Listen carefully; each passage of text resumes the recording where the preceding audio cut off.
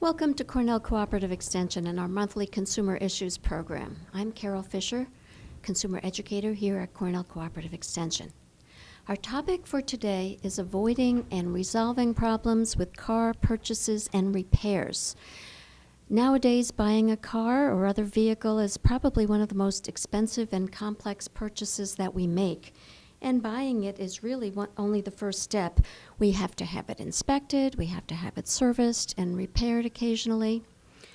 So there are many options available to us as consumers and many things that we can do to avoid problems along the way. Today we have with us New York State Assistant Attorney General Mike Danaher, who will help us look at our rights and responsibilities when purchasing, repairing, and having our vehicles inspected. Mike will also explore some of the challenges we face as consumers in this area and what to do if problems do occur.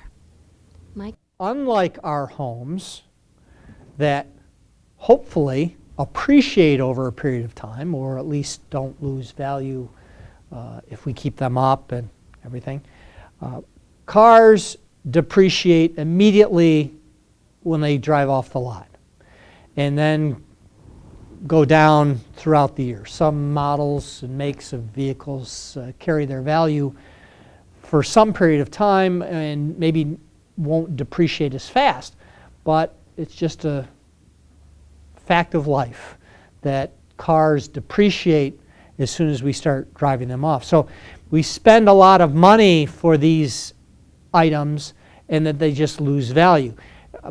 I'll use an example where if you go and you buy a car today and a week from now you say, well, I want to get a different car, so you want to trade it in, you'll be astounded at the value that you'll be paid for this car that you just drove off the lot a week ago compared to what you paid for it. So unlike homes, cars do depreciate immediately. We spend a lot of money. And I think also a function of spending so much money for vehicles, because even used vehicles are expensive nowadays. I mean, you get a nice, relatively newer type of used car, you're still paying in the tens of thousands of dollars, $10, $15, $20, $25,000 or more for a used vehicle.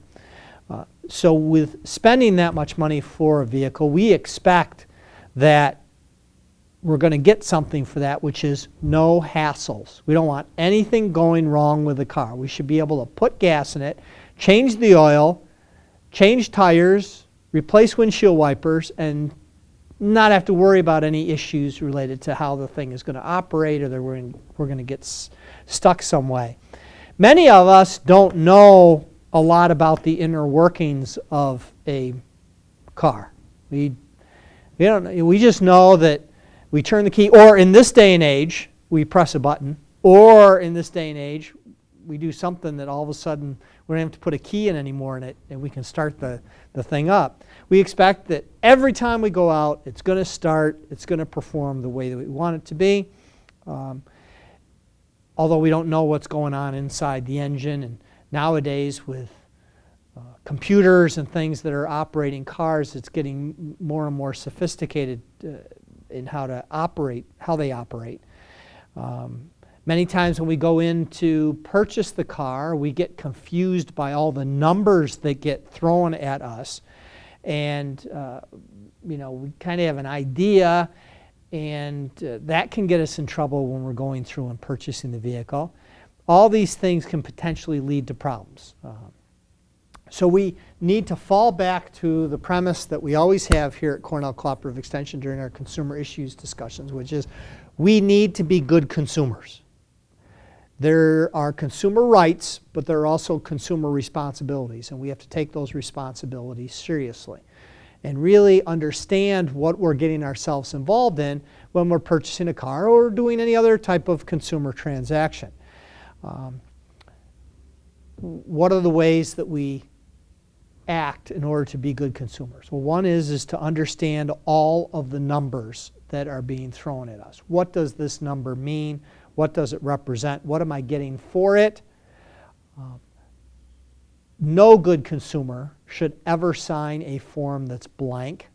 So if the numbers aren't filled in, oh, just sign here. We don't do that. Have someone, because we don't know the inner workings of the vehicle, have someone look at it who does understand the inner workings of the vehicle. Familiarize yourself enough with cars and what the process is so that what will happen is that you'll reduce the probability that you are going to have a problem later on. And so you don't, if you have a sore arm, you don't diagnose yourself. You go to someone who knows about what's wrong with an arm. Same with a car. If you don't know what's going on with the operation of the vehicle, then you take it to somebody who does. And that is what is being a good consumer. Let's talk about one aspect of automobiles is the purchase. You have to go through and buy the vehicle. One of the most important things that you can do as a consumer in purchasing a car or any other consumer product is know the difference between what you need and what you want. There can be a big divide there. And know what it is that you need going in. Rather than having, because if you don't, you'll go into this transaction and you will be convinced by someone what you need. You already have to know what that need is as compared to what you want, and then be able to differentiate between the two. One thing may be whether you're going to lease the vehicle or whether you're going to purchase the vehicle. Know which one. And I think a lot of that depends on how much what you use the car for or vehicle for, and how long you're going to have it, and how long you want to pay for it, and whether or not you're one of these ones that needs to get a new car every couple of years. And all these sorts of things will play in that decision. And every decision is unique, whether you're one consumer versus another consumer. So know what you need as compared to know what you want. Another thing that we have to do as far as a good consumer is know what we can spend. How much can we afford? And there's a number of factors that go into play with that. As in, some people, when they go into the transaction, and I know that because the advertisers gear towards this, is they focus on what the monthly payment is. So, get this car for X number of dollars a month. Well, there's so many factors in this. What are you getting? Are you just leasing the vehicle for a period of time at this much a month? Or are you buying it? What's this whole thing? And everybody says, oh, I can afford that monthly payment. I'll just go out and get that particular car. But so many things go into play with that monthly payment. For example, what's the monthly payment if you're buying a vehicle? Because that's the simplest way to talk about it, is buying the vehicle rather than leasing the vehicle. The things that go into play in buying the vehicle and having a monthly payment are: how much are you financing? What is the interest rate that you are financing at? And what is the length of time that the payments are going to be made over? You adjust any one of those categories and it changes the other categories. So what I suggest that you do is that you focus on the total price. What is the total price of this car? Then you can figure out, and you should negotiate the total price of the car. Then you can figure out afterwards how you're going to pay for it as far as negotiation goes. So you want to know what the total is of this car. Not the total you're going to pay in monthly payments over the life of the vehicle. How much does this car cost you? And work from there. So the monthly payments take into account is the interest rate, the length of time, and the amount that you are financing. I was astounded to see more recently that car payments are now being stretched over 7 years. It used to be that it was back at 4 years, and then it kind of got to 5 years, and now it's stretching out to 7 years. Maybe it's even longer now, I don't know. But that's a huge, huge factor. So when someone says to you it's only $215 a month, well, is that $215 a month for 5 years or $215 a month for 7 years? Just think, 215 times 12 times 2, so an extra 2 years. Those are the extra payments that you will make on the difference between a 5-year loan and a 7-year loan. Whereas maybe you can reduce that 7-year loan to a 5-year loan with an extra, and I'll just grab a number, an extra $30 a month, whatever it works out to be. Say, I can get this thing paid off just by paying an extra $30 a month. I can get this thing paid off where I have no more payments left after 5 years than getting a $30 a month less payment over 7 years. Again, I caution you, 30 I just grabbed out of the air. It could be less or more of a payment. But that's, again, something in being a good consumer that you want to do. What you want to do is to be able to comfortably be able to pay the loan off as soon as possible. I think that's the best consumer advice, is that pay it off as soon as possible. Also, what is the interest rate? The difference in interest rate from a 8% loan to a 5% loan is dramatic. You need to take that into account. Those with better credit will get lower interest rates. And you may want to, in discussing this with the financer, whether you go through a bank or whether you go through through the auto dealership. Typically, it's the auto dealership. You sit down with a finance guy and they say this, that, and the other thing, and here's the interest rate. Discuss with them the best interest rate that you can get. Also discuss with them the possibility that the interest rate that you're being charged, a certain percentage of that, it's 5%, maybe a certain percentage of that is going back to the dealer. And maybe that's negotiable as well, the percentage that's going back to the dealer. And again, it doesn't bother me that there be interest going back to the dealer. The finance company might be, I hate to use the term kickback, but giving back some of the interest that you as the consumer is going to pay goes back to the dealer. I don't have a problem with that. As long as the consumer understands that, or at least takes the step to say, okay, how much of my 4% interest might you be getting? And there can be a discussion related to that. So just being a good consumer is understanding the entire terms of the transaction so that when you sign on the bottom line, you understand and you're in agreement with it. Hey, I understand that. Okay, I'm going to sign. What are other things that you may be faced with as far as if you were just focused on the monthly payment? Well, there could be things that there has been added to the deal. It's called packing the loan. In other words, adding extra things. Because if your sole focus is $225 a month, and the dealer would say to you, okay, we can get you in for $225 a month. You are great on this. Well, if it turns out that you could have actually been in that vehicle for $190 a month, there may be things added into that payment that brings it up to $225. You're comfortable because, hey, I can make a $225 payment. But you didn't realize that you actually could have gotten it for less. You want to know everything that goes into that, such as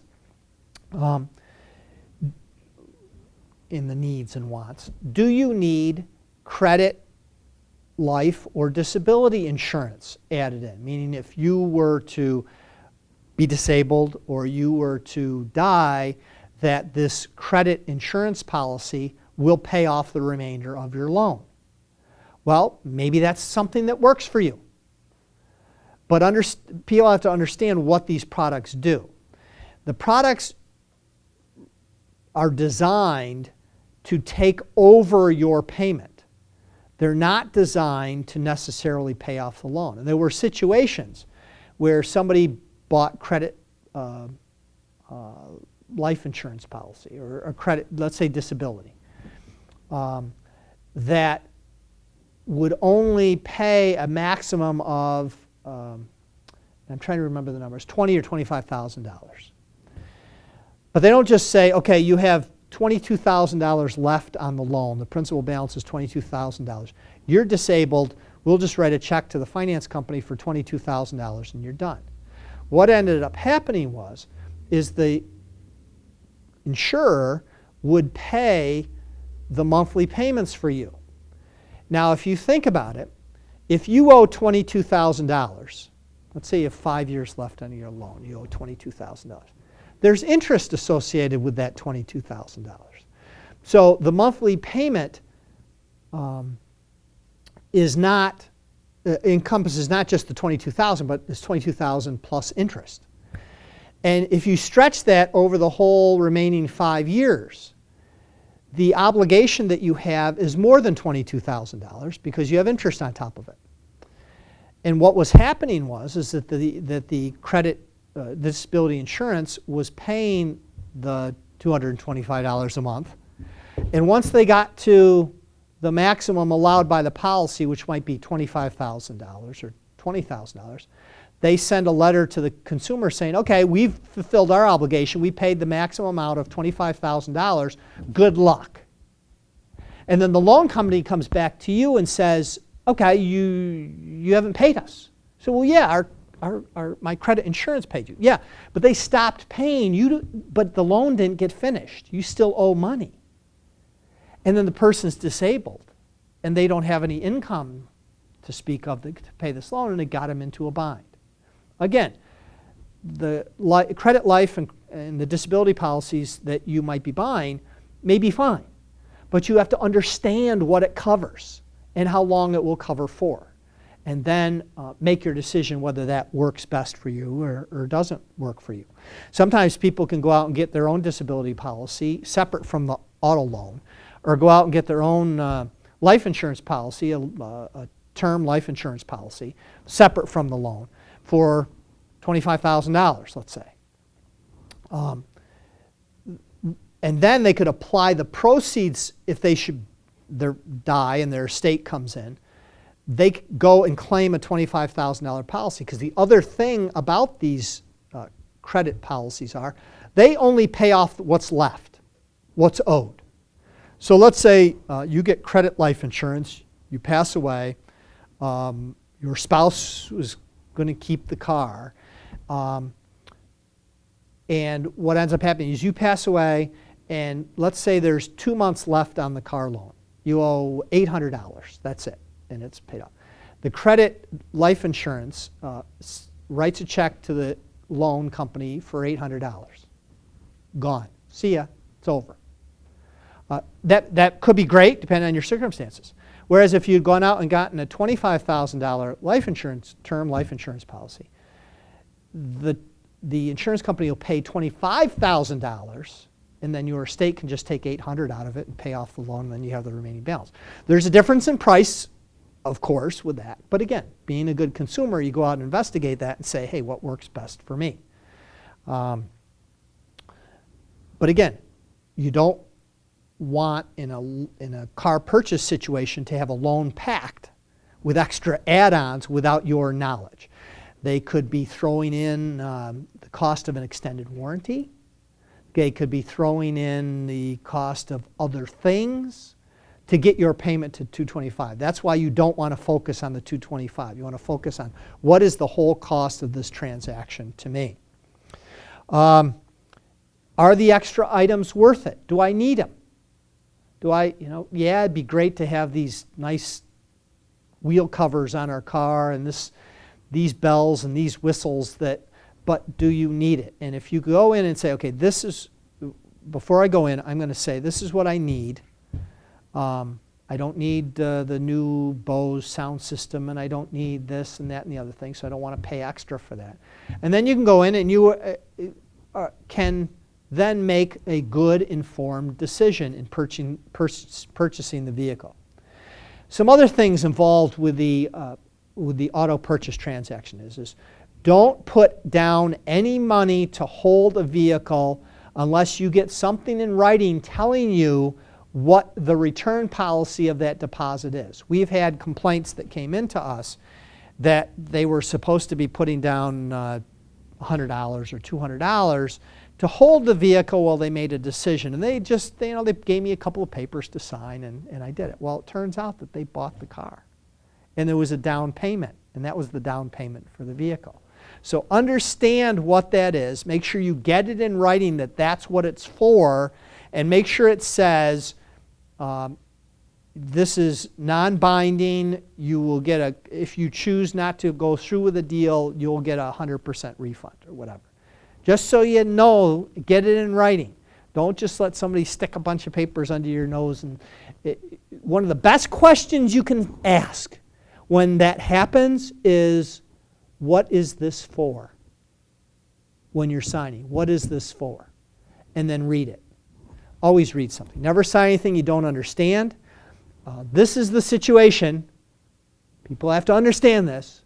When you purchase a car, new or used, there is no 3 days to cancel. There is no 3 days to cancel. So don't say, well, you know, this will get me out of the showroom. I've been here for 2 hours. They're twisting my arm. I'll just sign here because I know I can cancel the deal.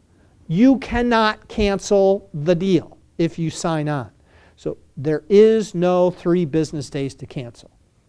Do not agree to purchase a vehicle until all things that have been promised to you that are going to be done to the vehicle have been done.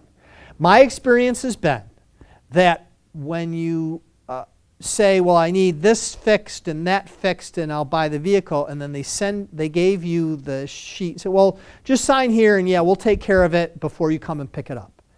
The incentive to fix those things diminishes when you've already signed the contract to purchase.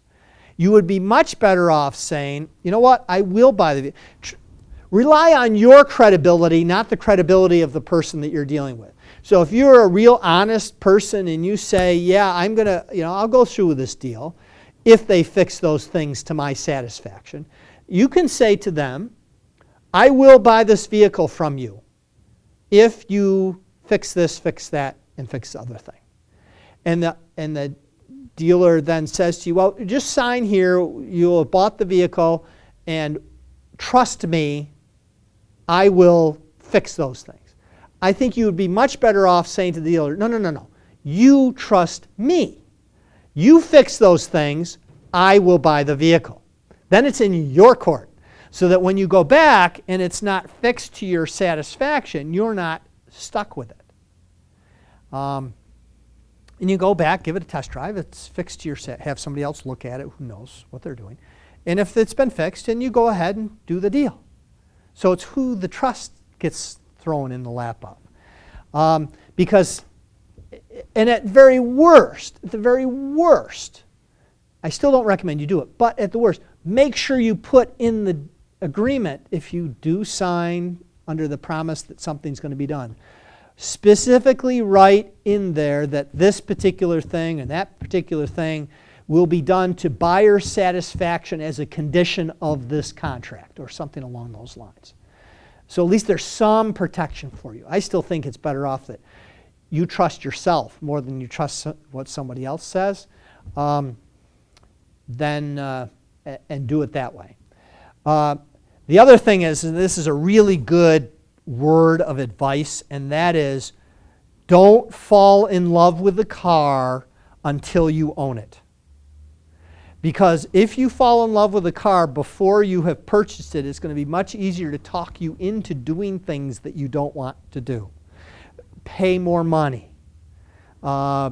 Signing on the contract before every repair has been made to the vehicle. Those sorts of things. So don't fall in love with the car before you own it, because every one of us knows that love is blind. So we put on the blinders and we don't see the blemishes in this thing that we've fallen in love with, human or non-human. And all of a sudden, after the deal closes and you get down the road, some getting down the road further than others, they realize that these blemishes are really bad and don't really work for me. So don't fall in love with a vehicle before you own it. And if you do all these things and understand the entire transaction, then you'll have a good business. Automobile dealers, new and used, for the most part, are hard-working business people that want to get you to come back again. I mean, there's nothing, a car dealership doesn't stay in business if people badmouth them and people don't come back later. They want to make you happy for the most part. But on the other hand, they are in business and they can't sell you a car for $15,000 that costs them $20,000. It doesn't work that way. They're not going to be in business for long, so they have to make some money on the deals. And they make it in various ways. They may make it, the price of the vehicle may be a great price, but you're also going to buy an extended warranty of which they get a piece of. Or it may be an interest rate on your loan where they may get a piece of. They may get a rebate back from the manufacturer if the vehicle is sold within a certain period of time that they first acquire it. So there may be other numbers in there that helps them get through the deal. But when a dealer says to you, I'll sell you this at my cost, think about that a minute. How long would the dealer be in business if what we think of as his or her cost, that they're not making any money on this deal?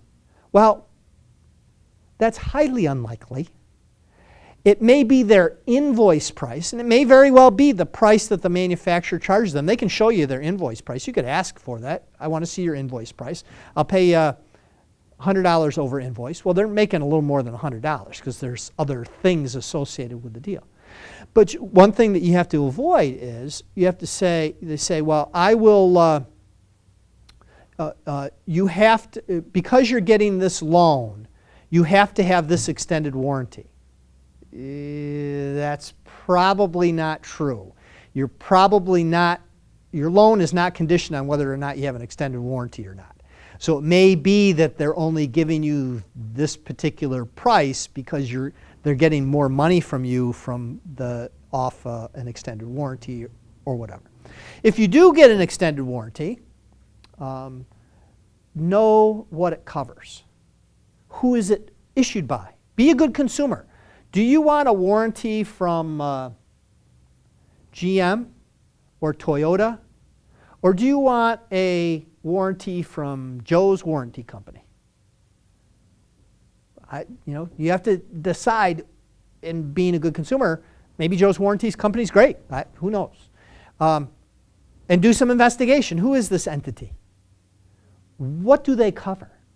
Some extended warranty, third-party extended warranties, non-manufacturer's warranties, require that you pay the cost of having the defect determined, which for some instances could be very expensive. The transmission is bad.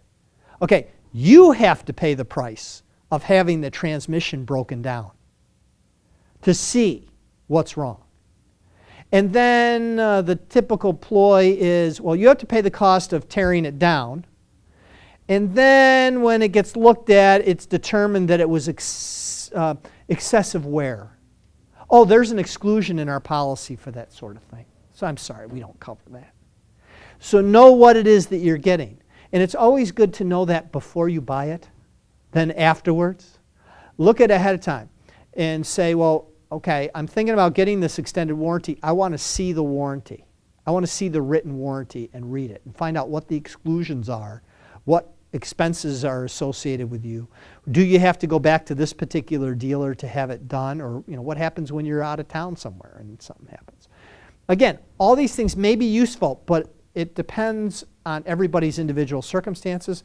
The most important thing to understand is be a good consumer and know what it is going in.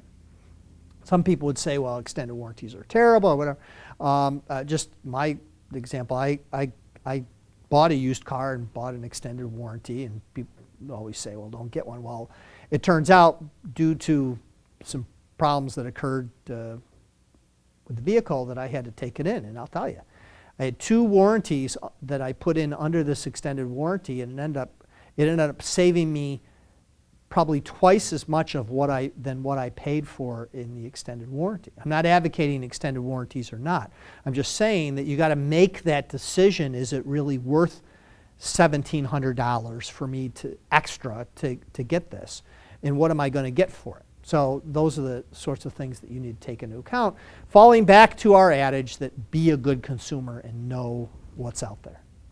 So we've gone through, we bought this vehicle, we love it, and all of a sudden we need to have something done to it, some repairs that are done. How are we going to be a good consumer when it comes into the repairs? Well, what do good consumers do?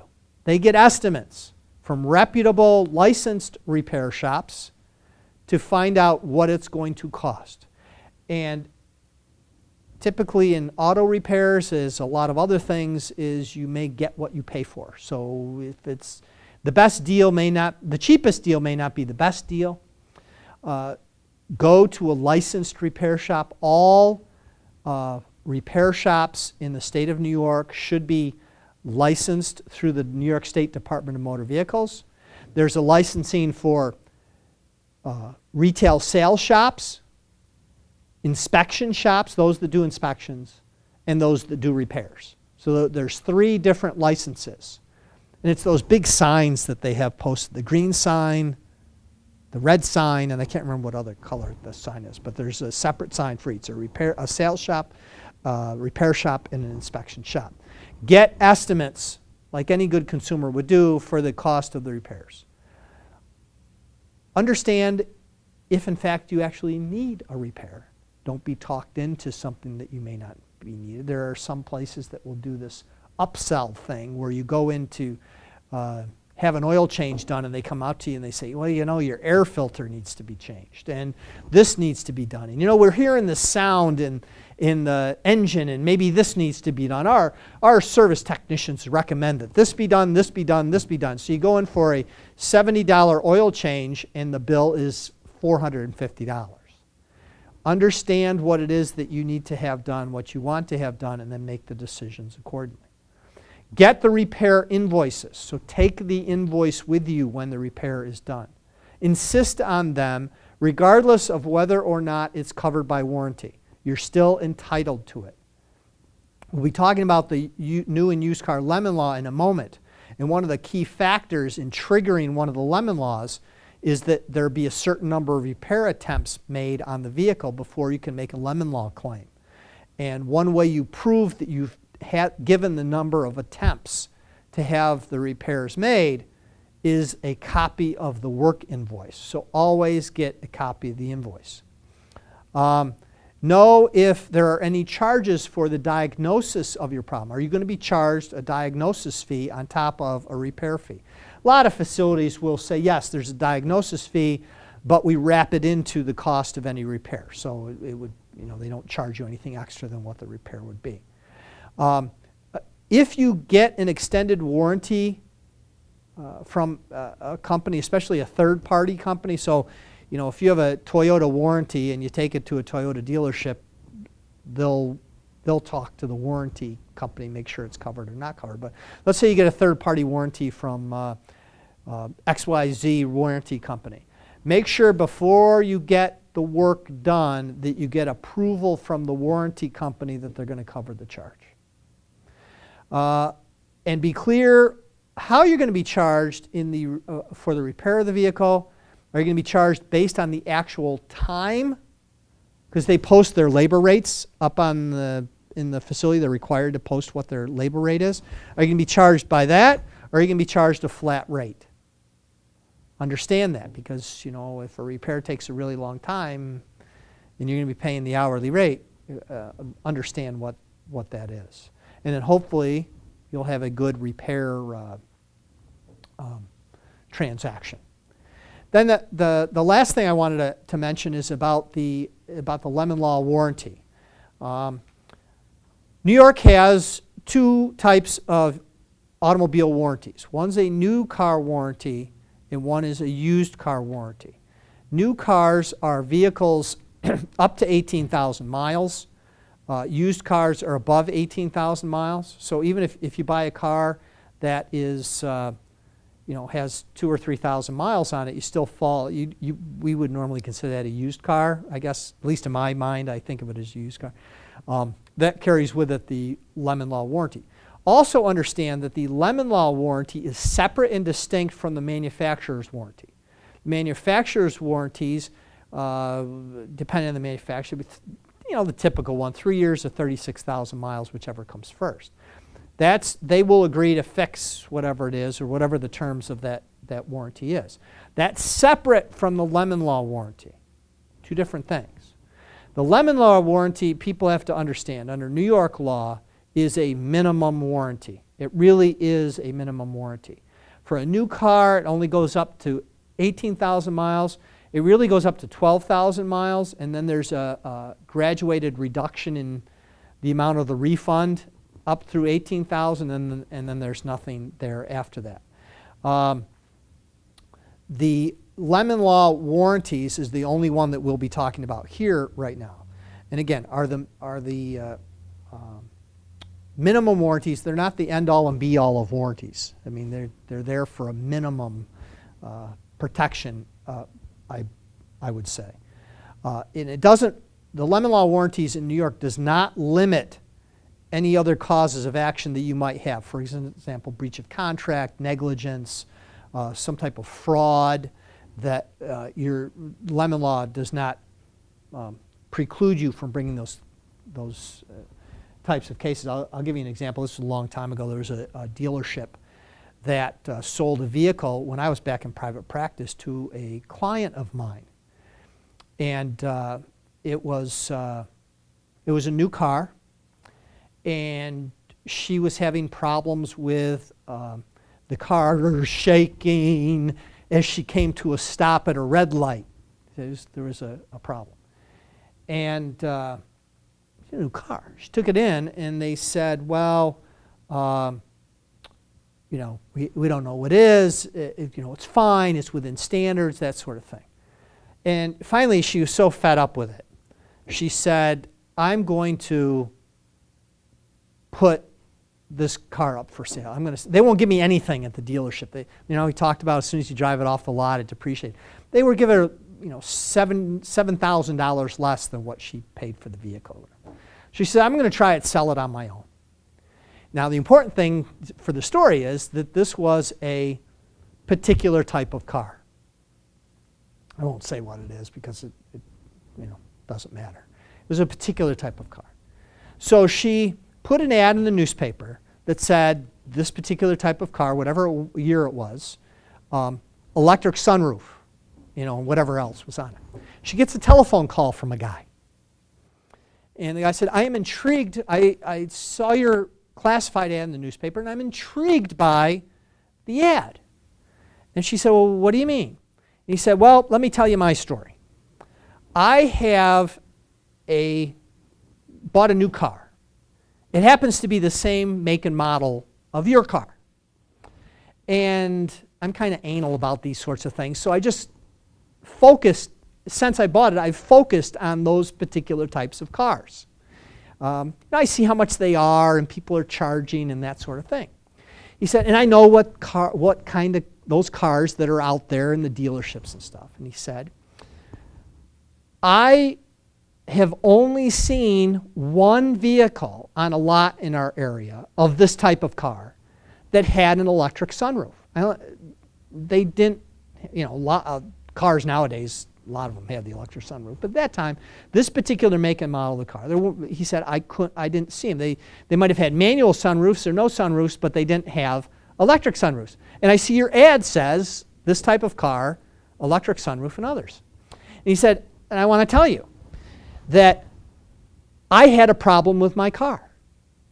She said, well, I've had a problem with the car. See, my car had a problem with the engine, that the car would shake every time I came to an intersection and stuff. And I went back and I complained to the dealer and complained and complained. I complained so much that they said, fine, we have the authority from the manufacturer to give you a new engine.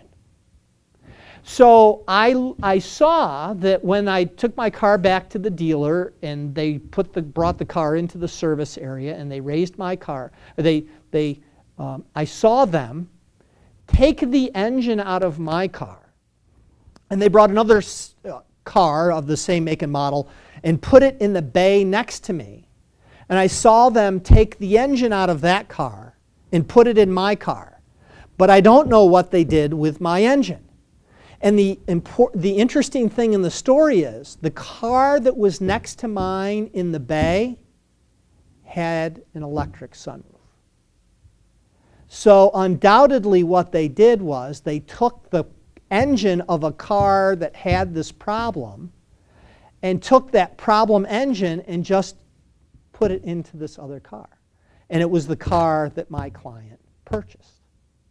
So that was a clear example of fraud. And so my client was not limited to lemon law results, restitution under the lemon law. We ended up suing the dealership for fraud because that wasn't excluded from the lemon law. So fraud is not excluded, breach of contract, other types of negligence. So if you're induced to buy a car fraudulently or something, that you aren't, just because you have a problem with that car doesn't mean that you're just stuck going under the lemon law warranty. Typically, just to give you some very broad statistics, the lemon law program in New York State is administered by a third-party arbitration company. They do the arbitrations. But it's facilitated through my office, our lemon law unit out of New York City, in the Attorney General's office. And so we have statistics and things. And generally speaking, consumers, when they go to the full extent of doing the lemon law arbitration, win about 2/3 of the cases. So lose a third, win 2/3. And it's kind of been relatively consistent throughout the years that's the case, resulting in hundreds of millions of dollars in restitution paid to consumers. Let's talk about warranties. First of all, again, there's new car and there's used car. New car warranties we'll talk about first. New car warranties applies to consumers who are purchasing vehicles for personal, family, or household purposes. So if you purchase a car for your business, even though it's the exact same car that your next door neighbor purchases for their own personal use, they get the lemon law warranty, you do not. It's not based on the type of car that you buy, it's based on the use of the vehicle. That's just the way that it's set up. So it's personal, family, or household use. That means the personal, family, or household use must be predominant, meaning more than 50% of the time you use it for your personal, family, or household use and not for business. What does it cover? It covers motor vehicles, excluding motorcycles and off-road vehicles. It's purchased, leased, or transferred in New York State. And it covers those vehicles within the first 18,000 miles or 2 years, whichever comes first, 2 years of original delivery, whichever occurs first. And it's for vehicles that are purchased, transferred, leased, or transferred in New York State and registered in New York State. But it must be registered within a reasonable time of the purchase. So if you went right across the border into Pennsylvania and purchased the vehicle and with every intention that it's going to be registered in New York, and it does, technically it gets covered. The problem is that you then have to go into Pennsylvania and grab the dealer.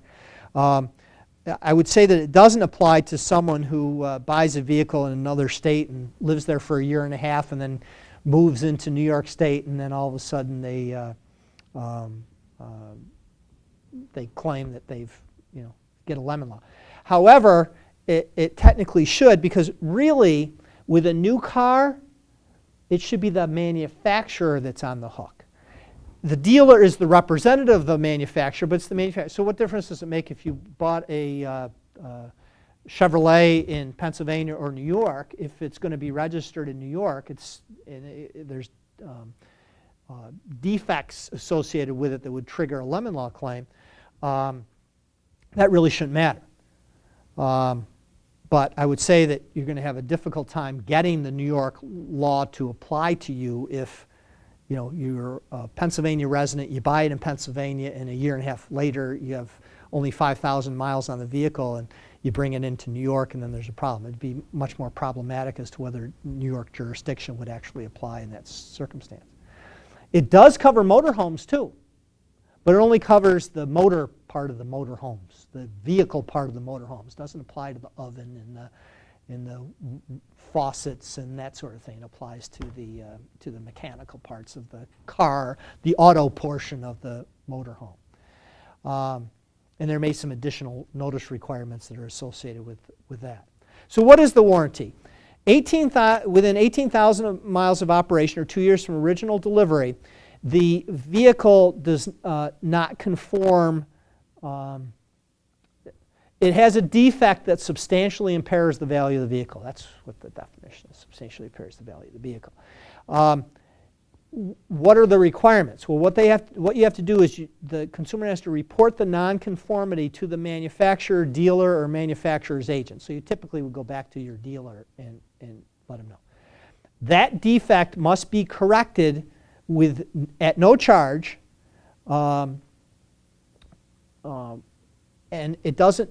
If the defect occurs before the end of the warranty period, even though the vehicle then goes over that warranty period, it should still be covered if the vehicle first arose within that time period.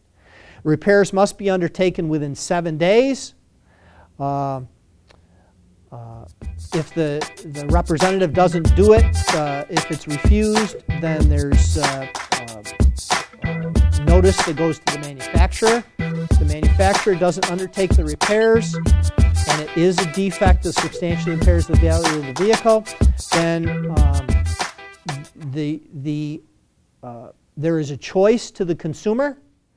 Choice to the consumer is you get an entire refund of everything, including the cost of your trade-in, or a replacement vehicle, like, kind, and quality vehicle. So if it was a 2014 Toyota Camry, then you get a 2014 Toyota Camry with the same mileage and that whole thing. If they can't, they either fix it. That's the first thing. Fix the defect, or you're entitled to the refund or a replacement vehicle. If they can't fix the condition that substantially impairs the value of the vehicle within a reasonable number of attempts, so you got to give them a chance to fix it. You can't just say, "Oh, lemon law, give me my money back." They are given a reasonable time to fix the vehicle. The consumer has the option of a refund or replacement of the vehicle. Now, there's that term we've talked about for years here at Cornell Cooperative Extension. What's reasonable mean? Well, in this particular context, there is actually a definition. Reasonable number of attempts for a new vehicle is 4 or more attempts of repairing the same vehicle within the warranty period, or 30 days or more out of service. So if it's out of service for 30 or more days, then that they've been given a reasonable opportunity to correct the defect. What happens if you return the vehicle that turns out to be a lemon? You get the full purchase price. You get any trade-in allowance, any fees and charges such as license fees, registration fees you get back.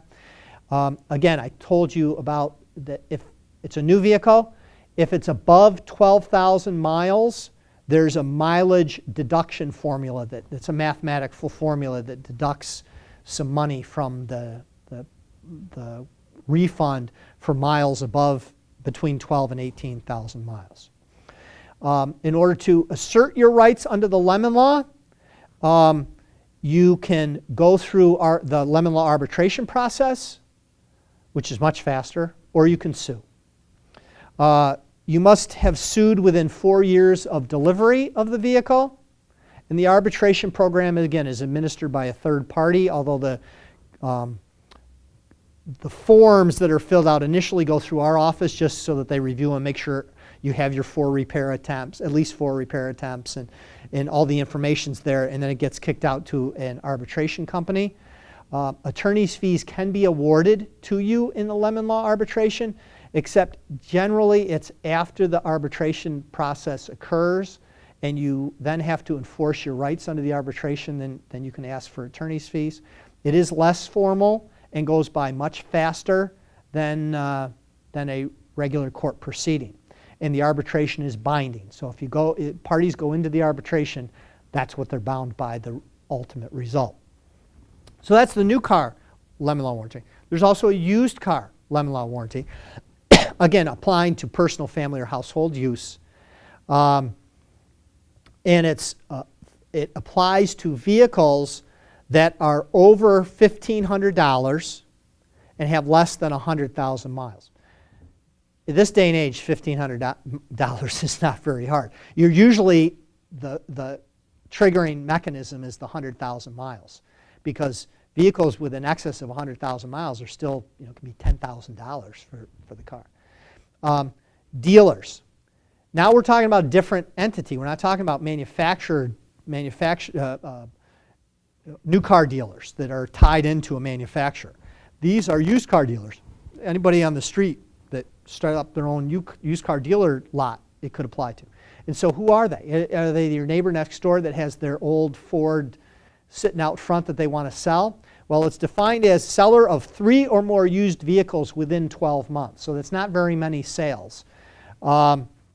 However, it does not apply to banks, sales to employees. So if a company that has cars in their sales force, and they say, well, we're going to replace the vehicles, so we'll sell them to our own employees. Doesn't apply to that.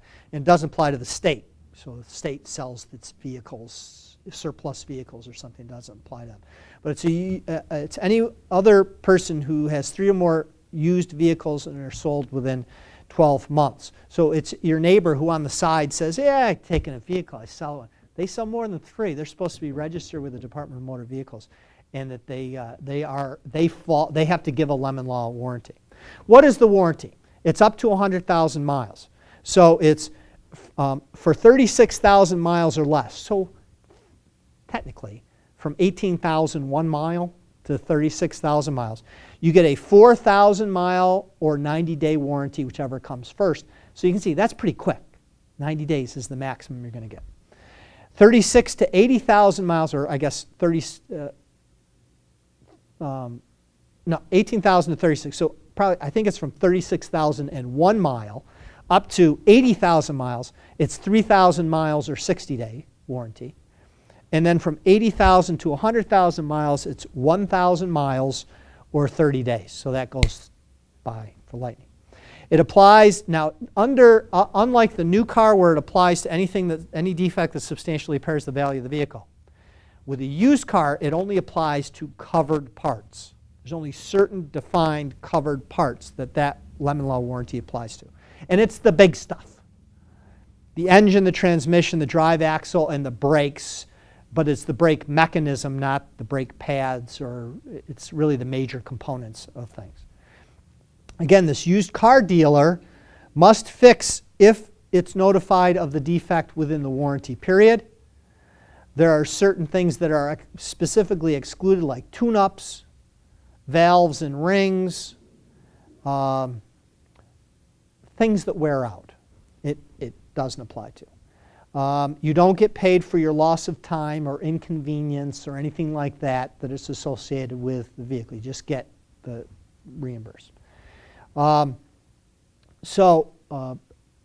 Again, these covered parts have to be defective in such a way that substantially impairs the value of the vehicle, and the dealer must be given, again, a reasonable number of attempts to fix the same defect, and for used cars, it's 3 or more. So you got to give them at least 3 tries. Or if you take it once and they say, get the heck out of here, there's nothing wrong with your vehicle, I'm never going to fix your car again, that would trigger it because they're refusing to do anything further. But if you keep taking it back, you got to take it back for at least 3 times. or 15 days out of service. So if it's sitting on their lot for 15 days waiting to be fixed. It doesn't include loss of time doesn't include loss of time for lack of parts. So if they can't get the parts, that is then extended to 45 days. So it goes from 15 to 45 is because they can't get the particular parts. What ends up happening in order to claim the warranty, the forms are available at our website. Go to the New York State Attorney General's office website, look for Lemon Law warranty, and we have the forms there available, and you can fill those forms out and send them in. If you have an issue related to a repair and you just think the repair is bad, let's jump away from Lemon Law warranties and just say, my car is 150,000 miles. We don't have any warranty. And you take it in for a specific item to be fixed, and it isn't fixed properly, and you spent a lot of money, or it shouldn't have been done that way, or whatever. I would encourage you can file a complaint with our office to do a mediation. But also, New York State Department of Motor Vehicles has a Division of Vehicle Safety, and they have people who are former mechanics that are actually on staff. And because we talked about initially that there's licensing requirements for repair shops, they hold the licensing hammer over these repair shops. They could lose their license if they're not acting properly, and they could also be forced to go to a Department of Motor Vehicles hearing if they're not doing proper repairs and charging for these things. You can file a complaint with the Division of Vehicle Safety with the Department of Motor Vehicles. You should do that promptly if you believe that you've been ripped off on a repair issue, and they can actually have somebody out there looking at that. Again, you could also file a complaint with our office. We don't have any mechanics on staff. You definitely don't want me taking a look at the problem because I don't know anything about it. But we do mediation. We frequently will mediate consumer complaints related to car repairs, car purchases, those sorts of things. We send it on to the dealership or to the repair shop and say, we have only one side of the complaint. What's your side? How can this get resolved? And hopefully we could have we could bring a satisfactory resolution to the problem that would occur. I hope that gives you information related to car purchases, repairs, and Lemon Law. If you have any questions related to that, you always feel free to contact the Attorney General's office. We'd be glad. We have consumer representatives on staff that can try and address your consumer-related question or problem, get you complaint forms, direct you how to get a complaint form, what to fill out, and that sort of thing. If you need to be referred to another agency, we'd be glad to do that as well. Thanks to all of you for joining us today. We'd love to see you here live, and I'll give you more information about that in just a minute. If you'd like additional information on this topic or other consumer topics, please feel free to call the Cornell Cooperative Extension Consumer Helpline. We are at, our number is 272-2292. We have staff and trained volunteers who are available to help you explore your options, give you research-based, unbiased information, and we'd love to hear from you. If you'd like to join us live next time, our Consumer Issues programs are held every month on the second Thursday of the month at 11 a.m. here at Cornell Cooperative Extension of Tompkins County, 615 Willow Avenue in Ithaca.